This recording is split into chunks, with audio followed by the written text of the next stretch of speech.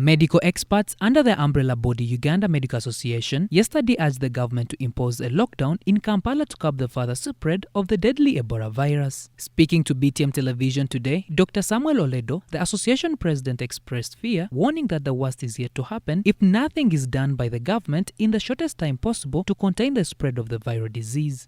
If the people of Kampala do not adhere to the SOPs set by Minister of Health, if they do not adhere to the surveillance team advice, if they do not adhere to the advice we are giving them as health workers, one, by submitting and reporting the positive cases and those who are contacts, those who have run from the hotspots, okay, reporting also those with clinical symptoms we manage from homes, those barriers of suspicious death.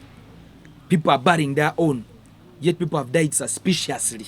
If they do not be proactive in Kampala and we have escalating levels, numbers rising up, death rising up, we are heading for lockdown in Kampala. We shall be heading for lockdown. That message should be very clear. So if people joke around, Kampala will be locked down. Dr. Oledo cautioned that the Ebola is not a political disease, urging Ugandans to take extra vigilance, explaining that 5 out of 10 people who get the Ebola disease die. To the message, our biggest challenge we're having is we have some people who still think Ebola is a political disease. We've buried colleagues who have died of Ebola. Dr. Ali was a colleague, okay, training in general surgery. We buried him, a Tanzanian, being buried in Uganda, thrown in a grave like a dog, without his family observing his body, seeing his body. That is how bad Ebola can be. Let no one stand up at this time and say Ebola is a fallacy. It is a reality. And the strain we have does not have vaccines developed already for it. They are under trials and studies. He further urged the Ministry of Health to provide compensation and allowances for health workers who are dedicated and risking their lives at the front lines in this tough battle against Ebola disease with a very high fatality rate. Which we are sure Ministry of Health is working on. We have those who died in COVID-19, they were never compensated. Now is the time to compensate them. Okay?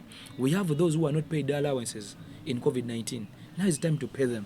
But we are glad Ministry now has adopted the issue of recruitment of health workers.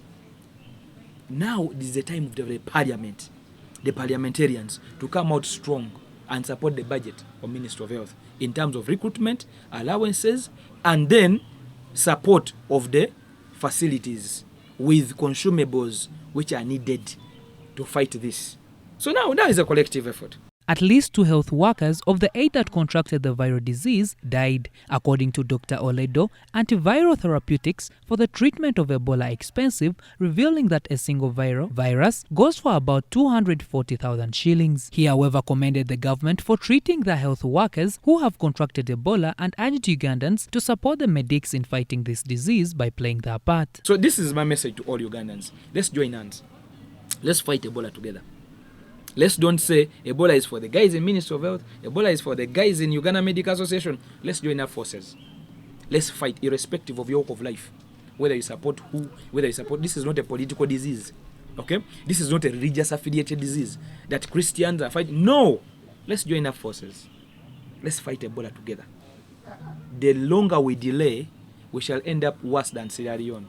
While the Ministry of Health has been successful in identifying cases and monitoring contacts, the response is complicated by people with Ebola exposure who are hiding from authority and fleeing away from health centers, as well as those seeking out tradition healers. As of today, the ministry is looking for about 300 people who are said to be contacts of the 15 Ebola cases confirmed in Greater Kampala, and out of these, 11 are from Rubaga Division, 1 is from Makinde Division, another is from Nansana Municipality, and 2 from Seguku, Wakiso District. It should be noted that the virus that is circulating in the country is the Sudan strain, which has no proven vaccine. Derek Kabyanga, Ashura Funduga for BTM News Today.